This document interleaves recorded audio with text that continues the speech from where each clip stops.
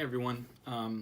Today I'm going to talk about a fountain pen that I originally thought I had already bought, and then a different pen showed up than I expected, but not because they sent the wrong pen, but because I purchased the wrong pen. That's what happens when you try to buy a pen online sometimes. I wasn't paying attention. I thought I was getting an Ahab. I was just getting into fountain pens and didn't really know much about them. I saw Noodler Standard Flex and I thought that was a Noodler's Ahab with a standard flex because I didn't know what the terms meant, and it turned out to be a nib creeper. So I already reviewed this, so you can check out my review of this, the nib creeper, if you want. This is in the lapis blue. But I recently got my first Noodler's Ahab, and it's a demonstrator, and it came with a flex kit, flex fountain pen kit from Goulet Pen Company, which was a good deal because I got some other stuff along with it, including a sample of a bunch of different inks that go well with flex pens.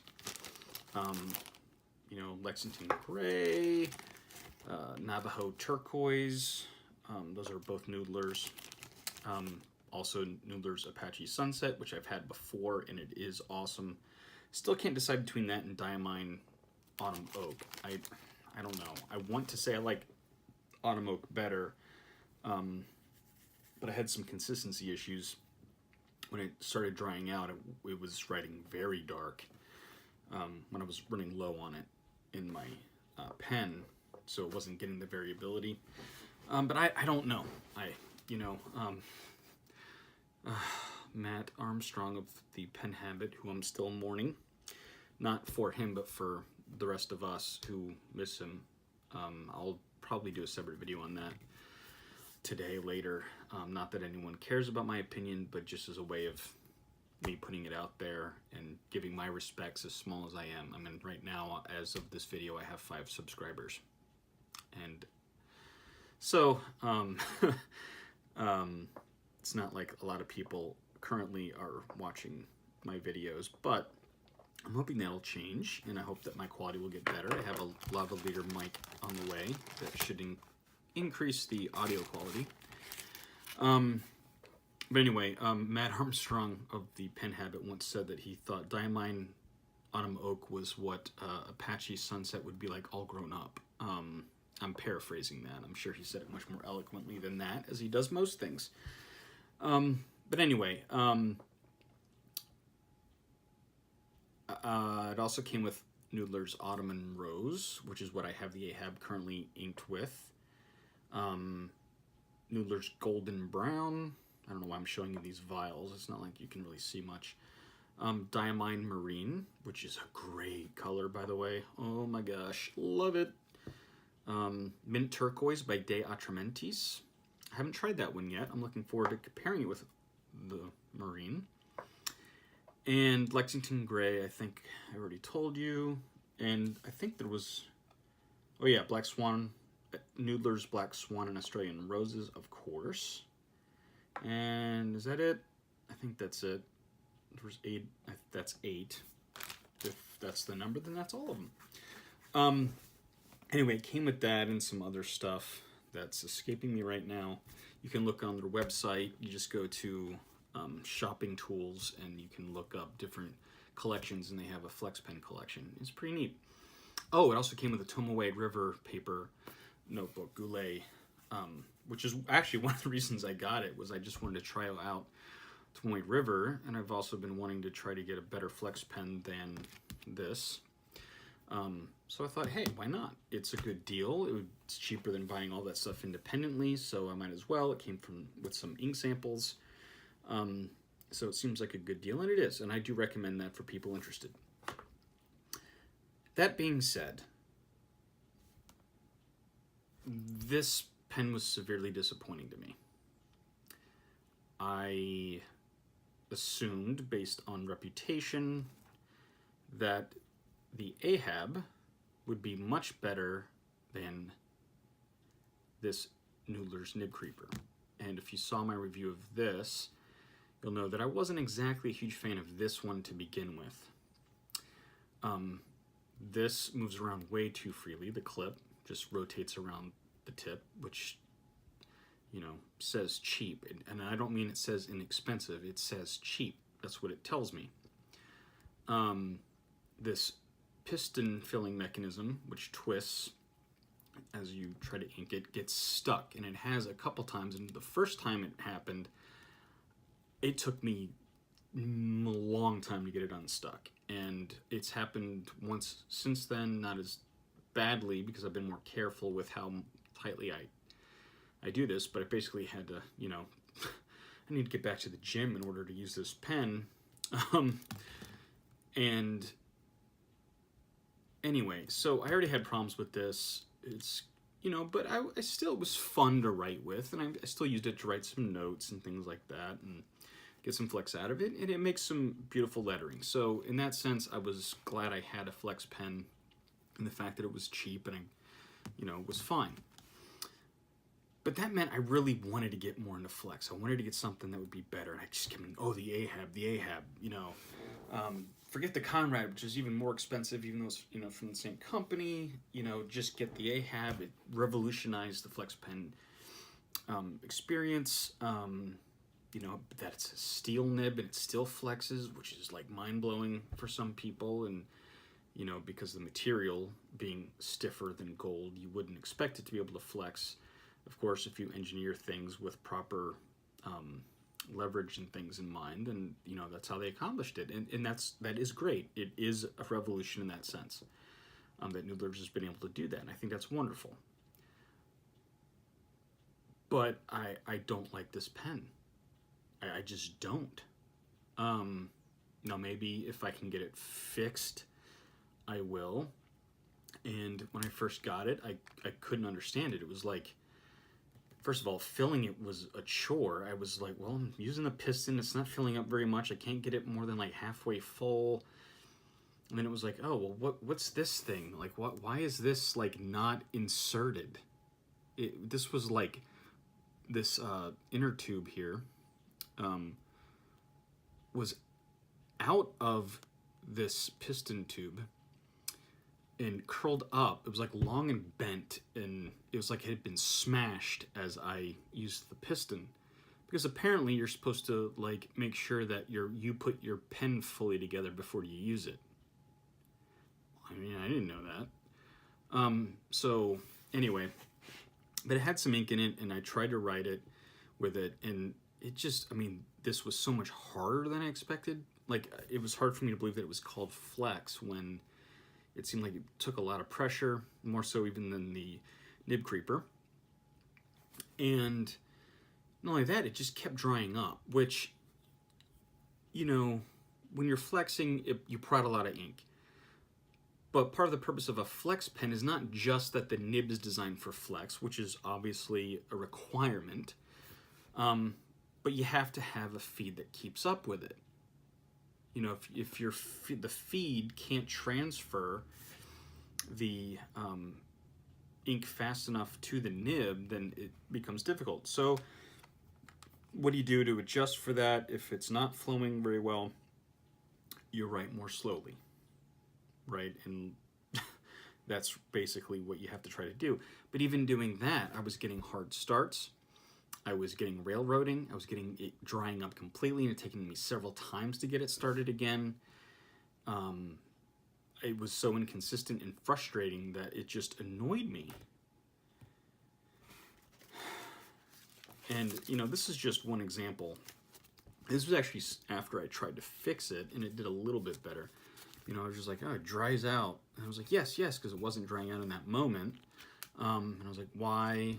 You know, did some flex. Yeah, and this is the Autumn and Rose, which I think I already told you, but Noodler's Autumn and Rose, which is a nice color. It's probably related to Black Swan and Australian Roses, I'm assuming, in some way, shape, or form. And it is. It's a very nice ink, and you can get good line variation out of it, and I'll do a little bit more writing in a minute. But it still dried out a lot, and I just... I can't imagine using this. And I was like, well, maybe I'm doing something wrong. So I looked it up, and I found an older video by Brian Goulet, and he kind of explained that the problems I were having were common complaints about the Ahab. And he's like, oh, well, but don't give up on it. Just a little bit of tinkering and you'll love it. So I was following his example, watching his video on how to do it, him basically suggesting that you take the nib and feed out, just pull them out, get used to the fact that you're going to ink on your fingers. Fine. I get ink on my fingers all the time. It's part of loving changing inks.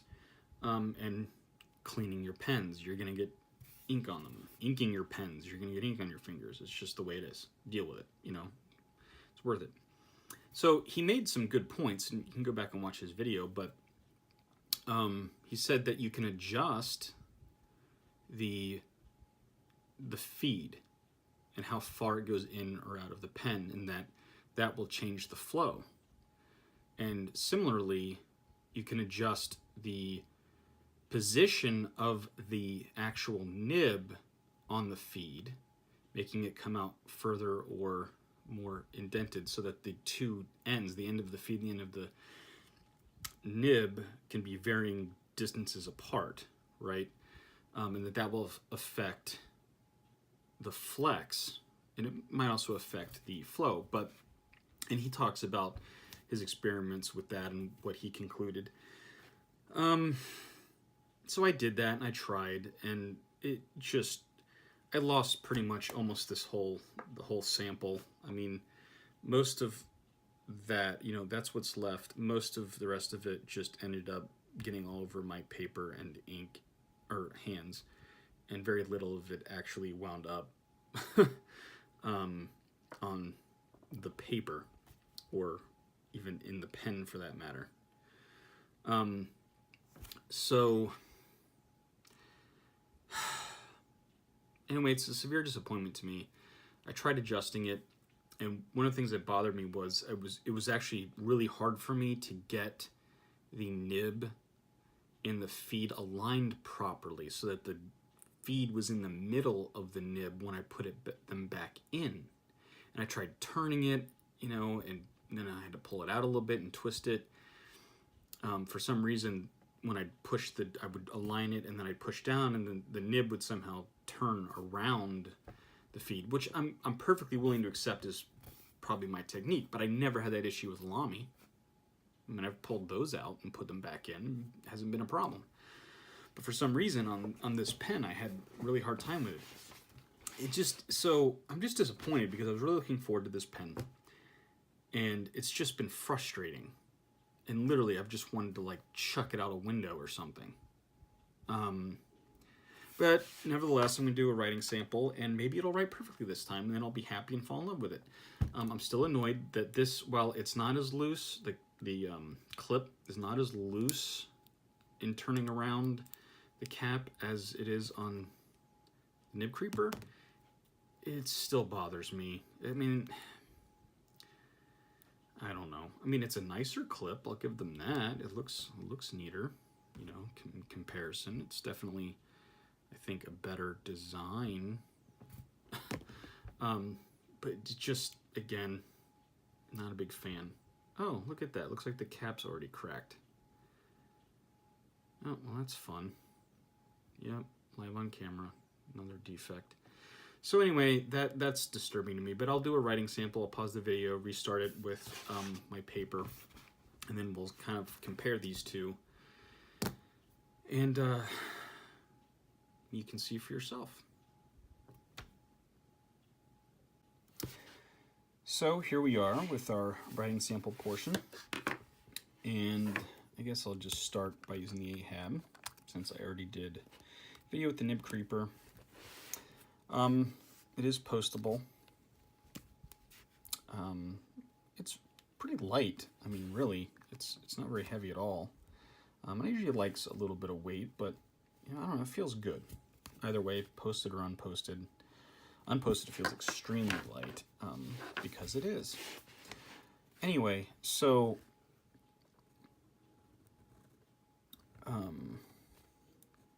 it does make some pretty nice lines when you flex it out. And it doesn't even seem to flex out that far. I mean, when you look at the nib, like I've seen some videos with Falcon, which is not even a semi-flex technically, Pilot Falcon, and it seems like it flexes more. To make the same line variation is what I'm getting at. Not so anyway, you really can do a lot with this in that regard. But in order for it to be useful,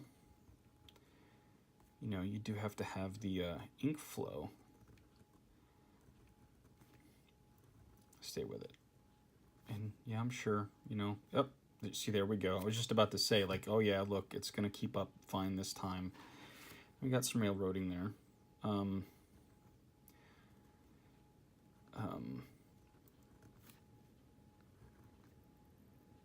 And this is live. I'll post this either way. Maybe, it'll work fine this time. That was a minor railroading. I'm willing to give it that. And this is the Ottoman. Let's make sure I spell that correctly. Yep, all right. Yeah. I've studied a lot of languages, but that's actually made my spelling worse. Oh,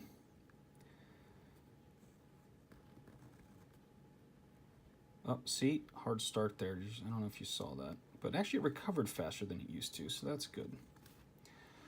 You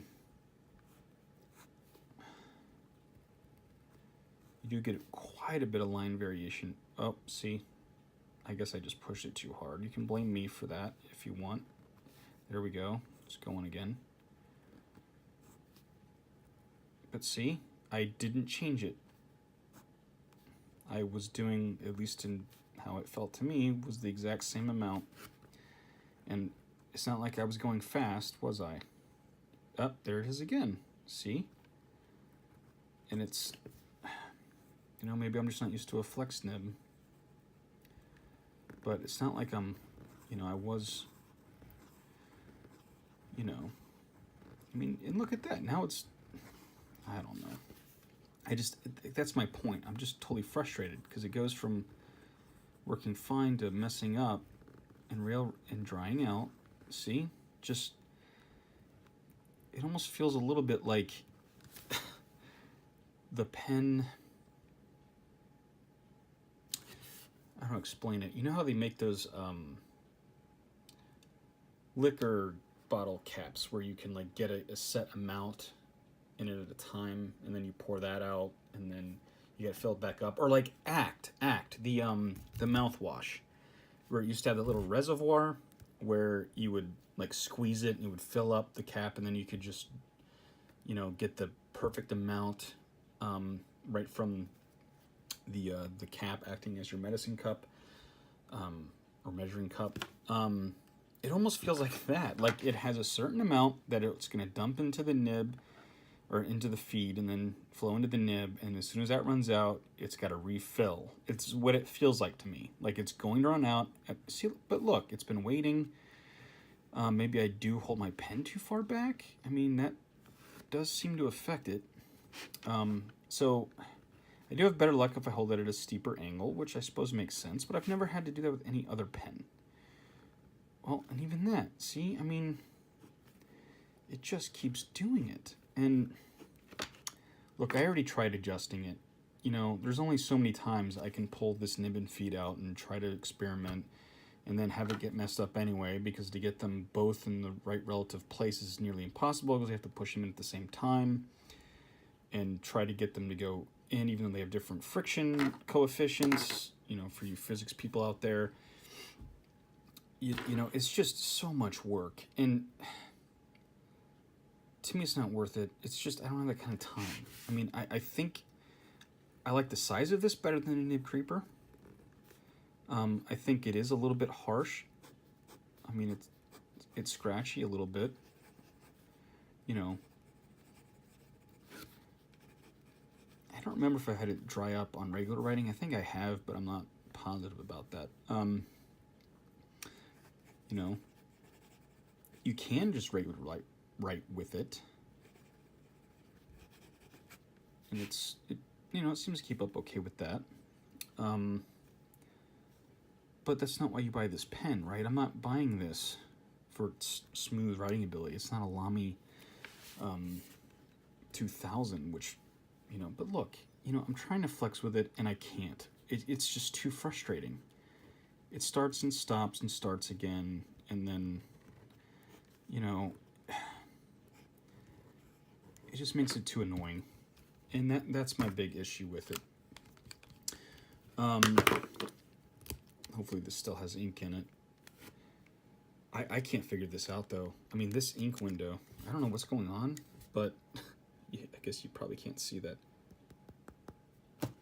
The ink, I guess, was drying up on me, because there are times when it looks perfectly clear inside, and other times when it looks full, and other times it's clear even when it's upside down, but then I tap it and it fills up. So I guess maybe it's just drying up.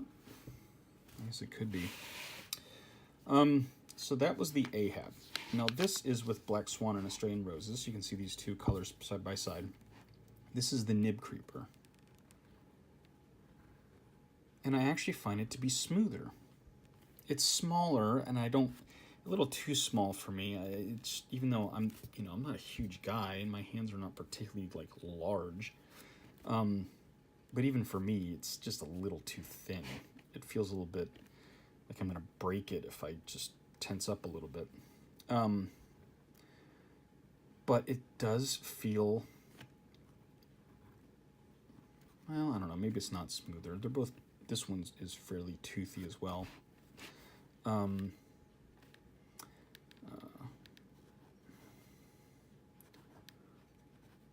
Black Swan in Australian. Oh, BS. I didn't mean, you know what I mean. Sorry about that. That was not intentional. Just trying to save time.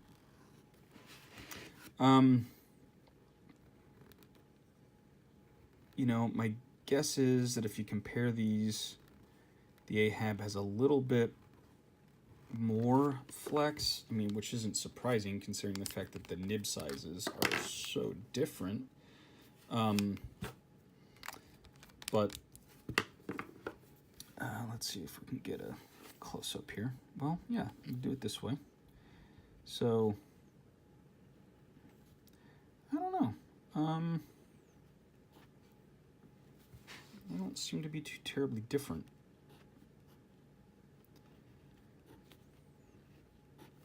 In size, but I find that this flexes more easily. And oh well, today's a day of ironies. I was literally just about to say, and it seems to keep up with the flow a lot better, and then it railroaded. But I pushed it pretty hard on that one. But as you can just tell, I don't have the same problems. I think it's almost, is it really smoother as a regular writer? It's feeling that way to me right now. No, not really. I wouldn't say it's smoother. I guess, actually not bad. I'd say the Ahab maybe slightly more smooth, which makes sense being a slightly bigger nib. I don't know about size per se. I don't know what they call those. But anyway.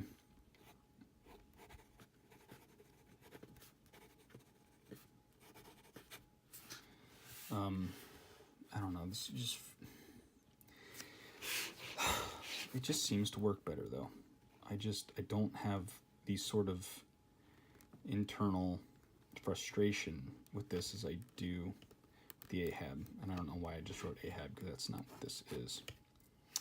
I still do get some railroading, but that is always a danger with flex pens to some degree. I don't seem to have the flow issues as much, and this will restart its writing much faster in my experience.